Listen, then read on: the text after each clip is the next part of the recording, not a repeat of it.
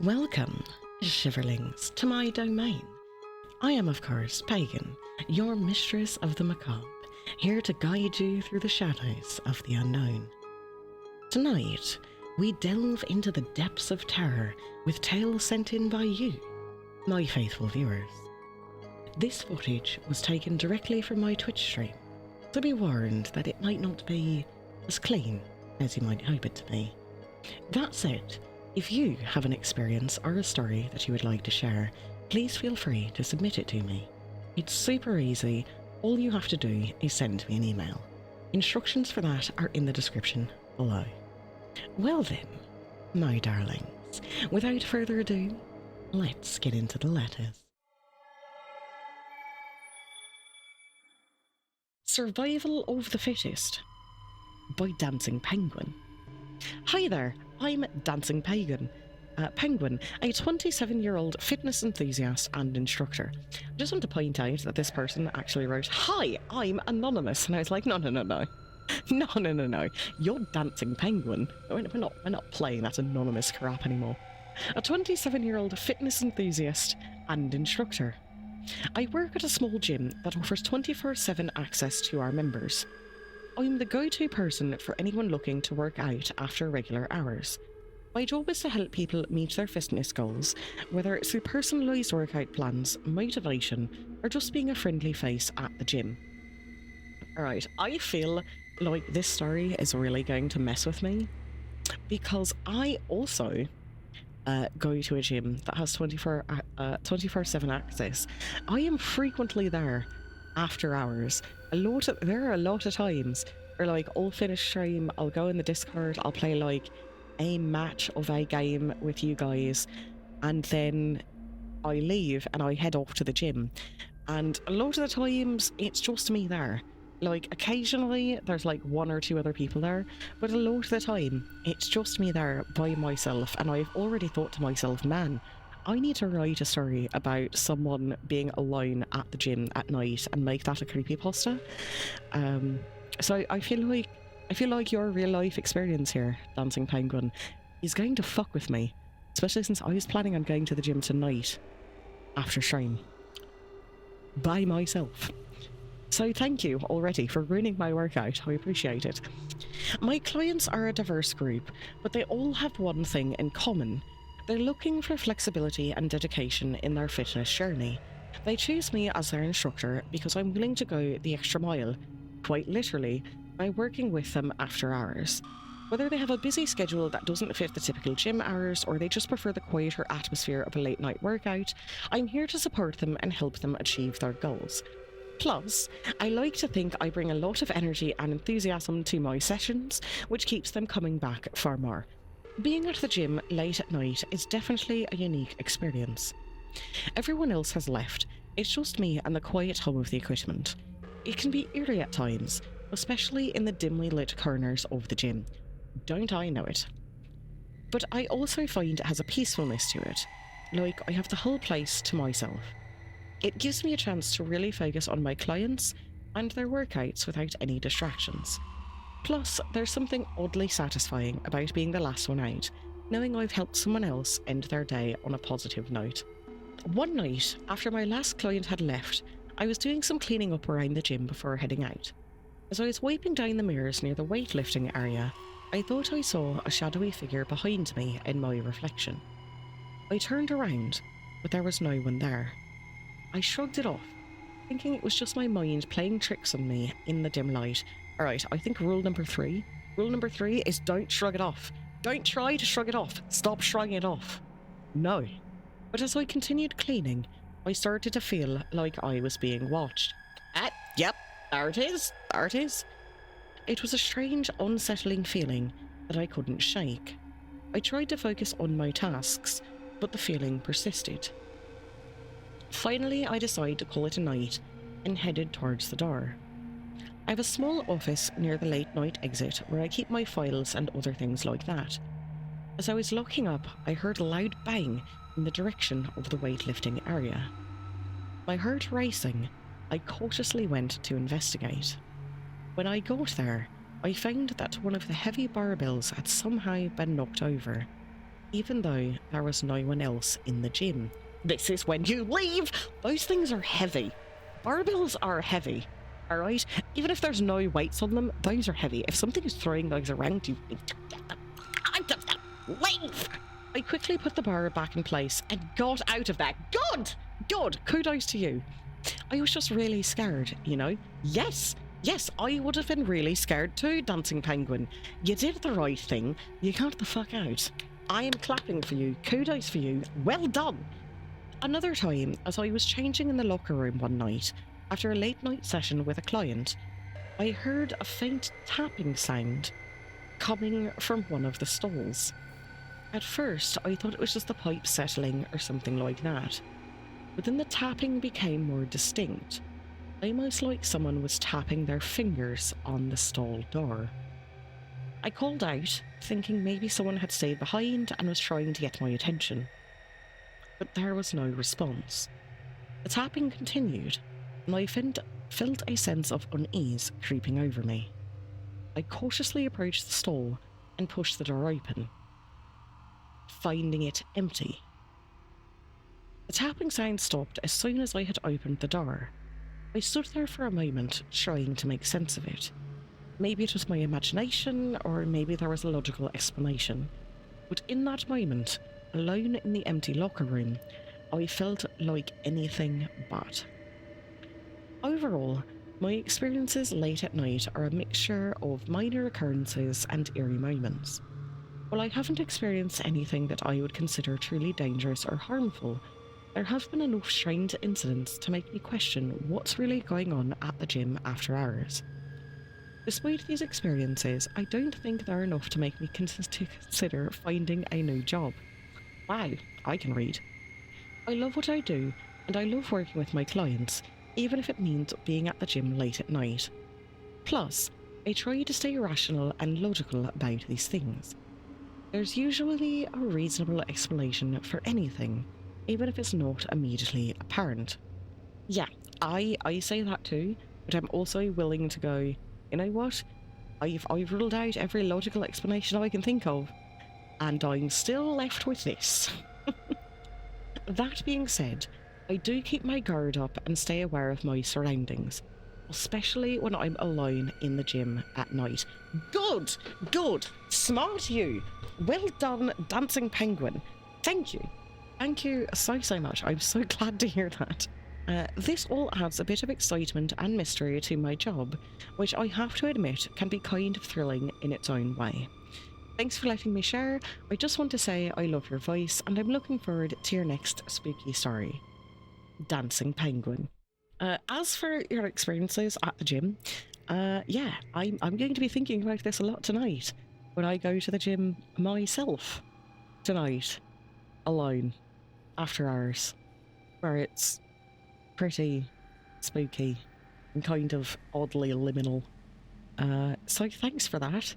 Thanks for that. I'm going to be like watching over my shoulder the entire time. My step-grandma's ghost. From Tina. Thank you, Tina, by the way. I really appreciate you sending in your story. Thank you. Hello, Pay. Tina here. Hi, Tina. Hi. So, my supernatural experience isn't scary per se, so I'd understand if you didn't read this on stream. I like the non-scary ones too. No worries there. I was shocked at the time, but I'd say it's more a bittersweet experience. Despite not being scary, I think it's what really inspired my passion for writing horror stories. Awesome. I love that. My own spooky experiences is what has caused me to write horror stories as well. So we have that in common. I love that. First, a little background. When I lived in Texas the first time, my family lived in a trailer on my grandma's property. She had a huge amount of land that was bordered by woods on almost all sides. When I was in elementary school, my stepdad's mother developed Alzheimer's. Oh, I'm so sorry to hear that. That's a terrible disease. It's horrible. We called her my aunt, so we weren't calling two women grandma. She moved in with us for a few years so my parents could look after her. That's super sweet of them. And again, I'm so sorry. Like, I know how hard that can be. I was young and I only knew her during the early days of the disease, so I never really saw how it affected her. That's good. That's fortunate. That's fortunate for you. I'm super happy for you for that. 'Cause it is terrible. It can be so hard to watch. She went into a retirement home when her mind really started to go. She passed away at some point after I moved to Maine. I knew her as a kind, considerate woman. I'm so sorry, Tina.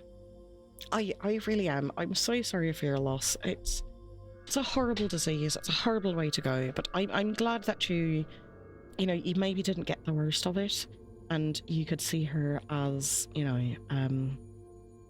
as just how she used to be. Hugs for Tina. Hugs for Tina. I believe my aunt's spirit left her body long before the disease finally took her life. In fact, after she moved to the retirement home, I felt her spirit had stuck around my grandma's property to look after me. I don't really have any proof of this. Sometimes I wonder if it was just my imagination, but I can never shake the feeling my aunt was really there. As for the experience I've been building up to, I woke up late one night around midnight. I don't know what had woken me up. Perhaps it was probably tooth pain. I could feel a presence in the darkness. I stared into the shadow, trying to see who it was. However, I couldn't make out any kind of shape. We were living in the middle of nowhere with no lights, so my room was pitch black. To my surprise, this presence gave me a goodnight kiss, and I was suddenly alone. I can't pretend I wasn't terrified, but I was able to drift off after a while. I forgot about it by the next morning. I don't know how I was able to remember it after all these years. However, reflecting on this fills me with comfort. I wonder if she's proud of me. I hope she's happy. I miss her. I hope you enjoyed this. Best wishes. Tina, that is so sweet and so wholesome. I love that. I love that so much. I really and truly do. This is such a personal story. I can tell how personal it is from what you've written. And I just want to say thank you so much for sharing it. I love everything about it. I think it's super sweet that your aunt, came back to see you, that the memory of this fills you with comfort. I love that for you. I really hope she's proud of you as well. I obviously never met her, so I don't want to try and speak for her or anything like that. I don't actually speak to the dead, but just from what I know of you and what I've gotten to see, I'm certain that she would be very proud of you. I would be. Thank you for your letter. So sweet. The House Next Door, from Sir Gigglemaster. Hello, I'm Sir Gigglemaster, and I have a story from my childhood that still gives me chills to this day. When I was a young boy, my family moved into a new house in a new town. The house next door was this large, imposing structure that had been abandoned for as long as anyone could remember. Despite its eerie appearance, myself and some of the neighbourhood kids were drawn to its huge backyard, which had become a sort of playground for us. One night, something happened that none of us could explain, and it has stayed with me ever since. The backyard of the abandoned house was like a hidden world, overgrown with wild grass and weeds that reached our waists in some places. The lawn was patchy and uneven, with rusty swings and a broken-down jungle gym that had been reclaimed by nature. Despite its neglected appearance, the backyard had a mysterious allure that drew us in. We would play games of hide and seek among the overgrown bushes and trees, imagining ourselves as adventurers, exploring a forgotten jungle. Sometimes we would dare each other to climb onto the porch of the abandoned house, but none of us ever had the courage to actually go inside. Even during the day, the backyard had an eerie feel to it, as if it held secrets from a long-forgotten past. But at night, it became downright spooky, with shadows that seemed to move on their own and strange noises that made us jump at the slightest sound. First of all, Sir Gigglemaster, I love the way you've written this. Well done. I'm going to try not to cut in too much because I like the vibe and the feeling you're setting up here. But I just want to say, freaky next door house, playing in the backyard, you must be an older gentleman, I think. Because I don't think this is something that many of us have done, you know, what with trespassing and everything like that. But that's alright, it's alright. I remember one evening when I was about 10 years old. My friends and I had been hanging out in the backyard of the abandoned house, trading spooky stories that we had heard from our older siblings. The sun was setting, casting long shadows across the overgrown lawn, and the house looked even more ominous in the fading light. As we talked, our imaginations ran wild, and before long we were daring each other to go inside the abandoned house.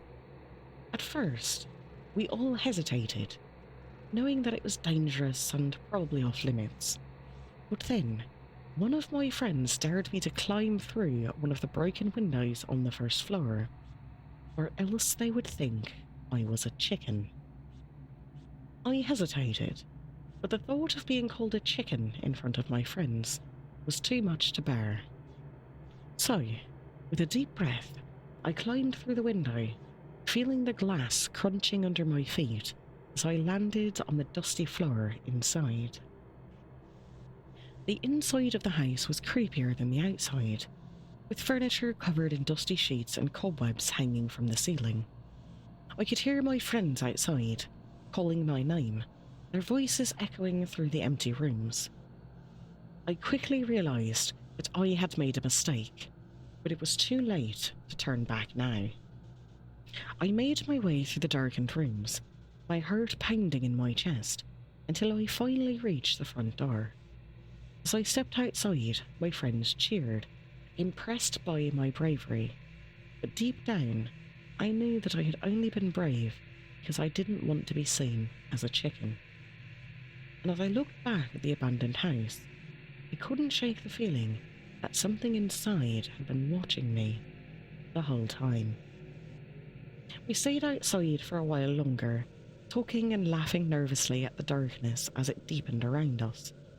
Eventually, we all decided it was time to head home before it got too late. That night, I had trouble sleeping, haunted by the feeling that something from the abandoned house had followed me home. I kept imagining shadows lurking outside my window and strange noises echoing through the house. It took me a long time to finally drift off to sleep, and even then, I was plagued by nightmares. The next day, I avoided the abandoned house, feeling a sense of unease whenever I looked at it. I don't like this. Okay, so you went into the house, and as you were leaving, you felt like something was watching you. And then you go home, and you're hearing weird sounds and seeing strange shadows on the walls. Something definitely followed you. One night shortly after, I woke up thirsty and groggily made my way to the kitchen for a glass of water. As I passed by the window overlooking the backyard of the abandoned house, something caught my eye. I froze, my heart skipping a beat, as I saw a figure standing in one of the windows of the abandoned house. It was tall and shadowy, with a faint glow around it, as if it were illuminated by a dim light from within. I blinked, thinking it was just my tired mind playing tricks on me. But when I looked again, the figure was still there, its eyes fixed on me. A sense of dread washed over me. I stood there, unable to tear my gaze away from the figure, until finally I forced myself to turn away and hurry back to my room, feeling as though something unseen was watching me every step of the way.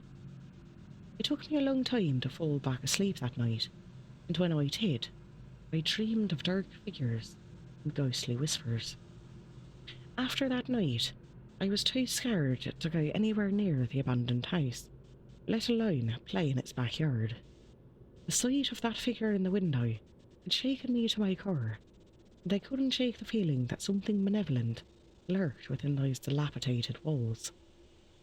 We avoided the backyard altogether, and I made sure to keep my curtains closed at night, not wanting to catch another glimpse of whatever had been watching me. My friends noticed my strange change in behaviour and asked me what was wrong, but I couldn't bring myself to tell them about what I had seen. As the days passed, my fear subsided, but the memory of that night lingered, a constant reminder of the unknown and the inexplicable. We never went back to the abandoned house, and eventually my friends and I found other places to play, far away from that eerie backyard. I hope you enjoyed my story, even if you don't end up reading it on stream. Sir Giggle Master, I dislike everything else about your story. Don't go into abandoned places if you don't know what you're doing. Don't get haunted, don't get cursed, and you looked it right in the eyes. You just stood there, staring at it right in the eyes. That's creepy. That is freaky. I don't like anything about it. But I'm glad that you were smart enough. I'm glad that you were smart enough to be like, no, I'm not going back. Not going near the house. I am not going in the backyard. No, it's over. It's done. I'm really glad. I'm really glad about that, because holy hecking crap. That is so spooky. Tale from the Bookstore. From Pickle Pants. My name is Pickle Pants. Yes, it is now. It sure is. You're welcome. And I'm originally from a small town in the Midwest. I moved to this town a few years ago and started working at the bookstore, which has been quite the adventure. It's not just a job for me, it's a passion. I love books and everything about them. The stories of the characters, the way they can transport you to different worlds. Well, that explains why you listen to me.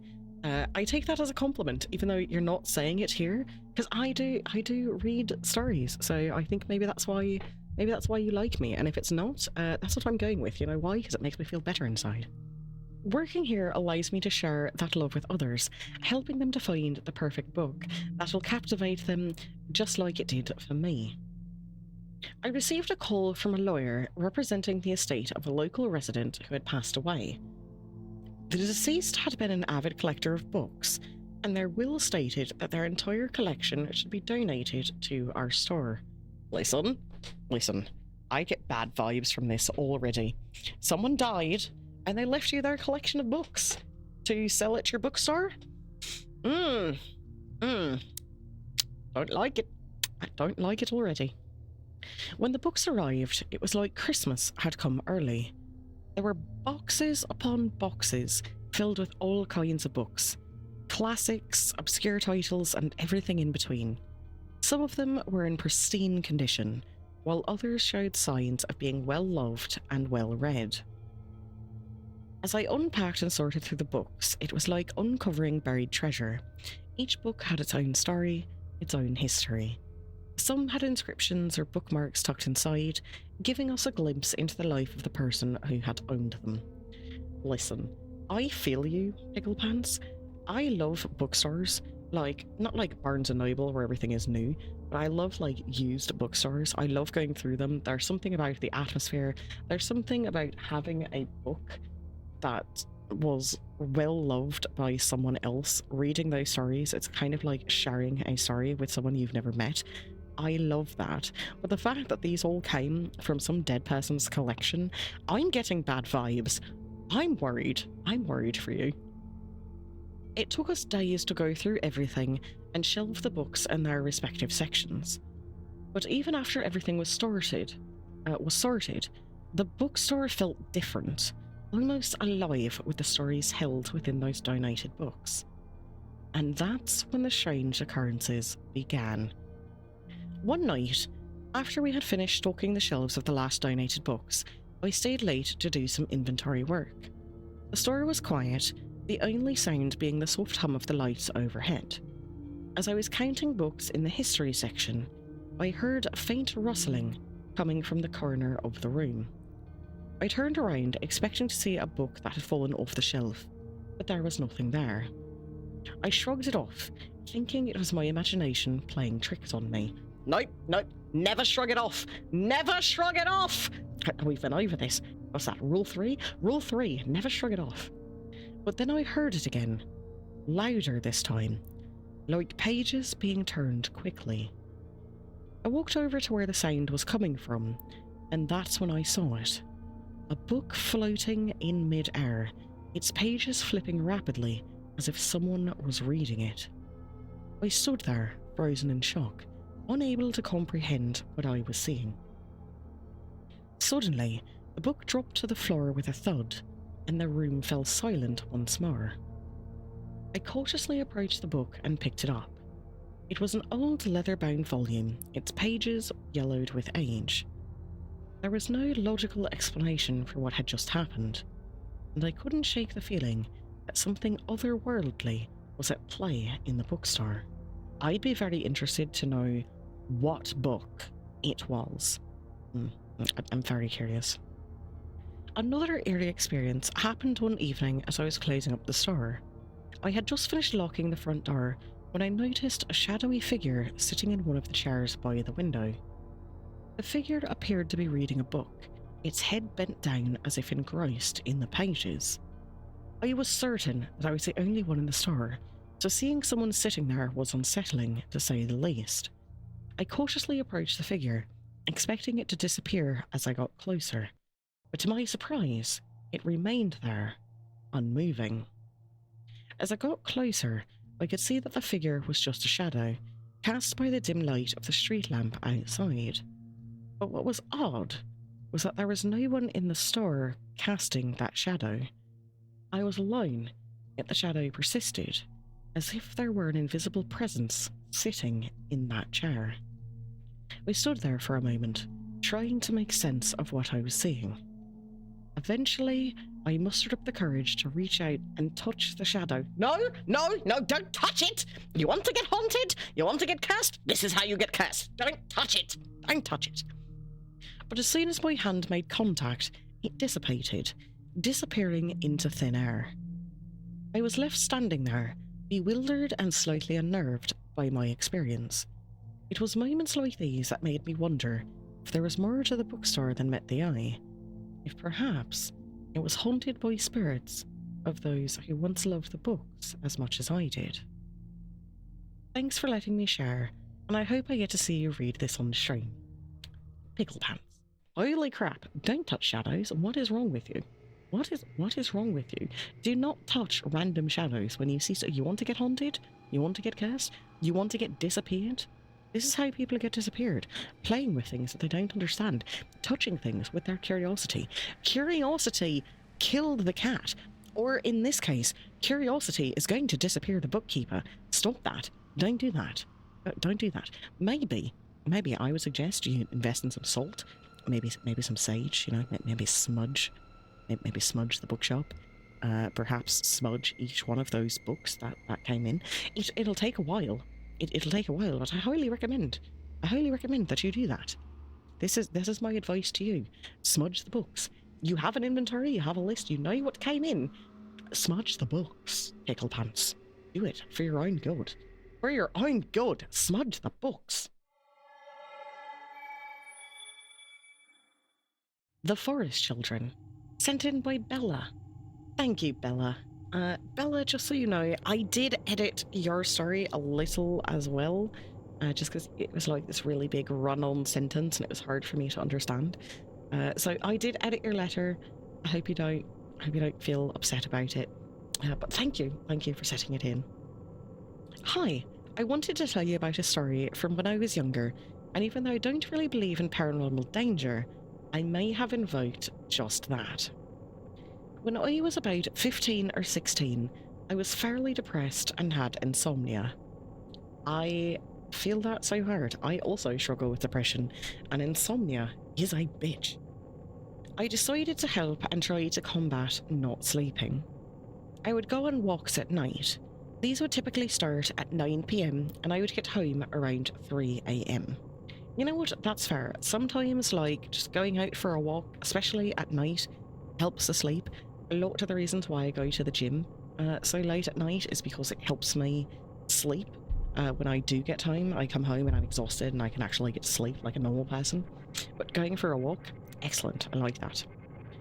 These walks would go to my old home, then to the town graveyard. I'd do a loop there and then go to McDonald's, and after which go to GameStop and then dumpster dive and head home. Often I brought my friends and would try to scare them by telling them stories and horrors of the area, which usually made them scared, something which I found fun. I enjoy that too. I enjoy telling spooky, scary stories, even if they're made up, to try to, like, freak people out. I mean, hello, that's kind of my whole shtick.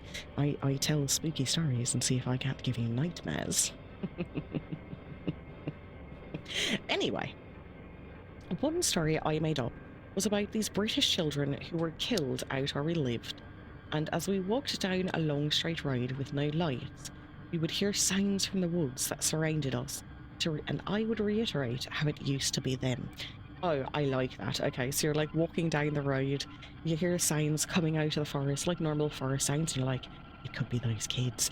Ooh, really just creeping each other out. I like that. I used to do that all the time as a kid.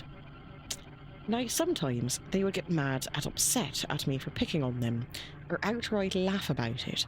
But some nights, we would see things in the woods and hear stuff just beyond our vision. Now, this made me excited, and I enjoyed the thrill, so when I would go for walks alone, I would mock the woods and laugh to myself at the brush rustling and shifting around me. However, one night as I walked down the road, I heard scurrying and moans from the woods more than average, and I started to get genuinely scared. I swore I heard laughter once or twice, and as I called out, nothing replied. Sounds of something approaching me startled me, and I put my headphones in and quickened my pace down the road. As I approached the end, I listened further to still hear something following me just behind the bushes that obscured my vision. At that point I panicked, and I ran to the graveyard, trying to get to a more open space to maybe shake whatever had been following me. Luckily, as I crossed over and proceeded home, I was bothered only by a small raccoon. Now, I'm not sure what was following me, or if it meant me any harm. However, I made sure not to mock the woods again, and I still drive a bit faster when I go down that road. Holy crap, alright, first and foremost, yeah, no, not mocking the woods, good plan, good plan. You never know what might be in there. I like the idea that you were like, you know, you're just telling these stories, using normal sounds to freak people out, and then over time, you decided to start mocking these spirits that you imagined were in the woods, and I can't help but wonder if maybe there were actually like some other sort of spirits in the woods. I think you said it was kind of like by a graveyard, right? So I can't help but wonder if maybe by mocking the pretend spirits that you were like joking around with your friends were there, that something actually got offended and was like, oh yeah? Going to mock us, are you? It's a joke, is it? Well, we'll see about that, won't we, Bella? So our final letter tonight, Sarah actually was either in the stream or was watching the VOD. She did not say, but she wrote in again to give us an update. I'm super happy to know Sarah is still alive. Ah, alright, updates from Sarah. Hey there, I saw your last stream. I just wanted to reach out and let you know that I'm okay. Thank you. Thank you. I was worried about you. I was worried. I know things got a little spooky last time when I was telling about my experiences in the pharmacy, and I wanted to clear up some confusion. Well, it's true that I've had some strange and creepy experiences at Greenwood Pharmacy, and yes, I did change the name, so no worries. Awesome, good to know. I want to assure you that I'm doing fine. I'm still working here, and while things can be a bit eerie at times, I've learned to handle it. I have in the past called the police, and they conducted a thorough search of the store, including the ceiling. They didn't find anyone up there though, of course, but they did discover a family of raccoons that somehow made their way into the attic space above the store. Originally, I was just going to write in and let you know that I was okay, and that the store has been checked and there isn't some crazed serial killer living here, and call it done. But as I was sitting down to write this email, I had another experience and I thought I might as well share it. Oh, oh, awesome. Okay. First of all, I'm super glad there's not a crazed serial killer living inside of your pharmacy. Just a family of raccoons. That's wonderful. But you had an experience as you were sitting down to write the email to let me know that you're okay. I love that. I love that so much because I do remember last time you mentioned that you have like a lot of stories that you've that you could tell. So I want to just once again encourage you to please continue to write in. Tell me more of your stories. I like them. Plus, it'll also help me know that you didn't just get disappeared one day. I was on my break, sitting in my little office at the back of the store, when movement caught my eye.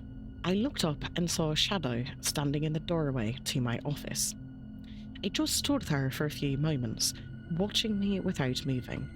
I blinked a few times to make sure I wasn't imagining anything and that I hadn't fallen asleep during my break by mistake. But nope. The shadow was still standing there, only a few steps outside of the doorway, and it definitely seemed to be watching me. I got up to investigate, but as soon as I stepped towards the doorway, the shadow vanished. I walked out into the store, and to my relief, everything seemed normal. There were a few customers browsing the aisles, and the checkout girl was chatting happily with a customer at the register. I couldn't shake the feeling of unease, though.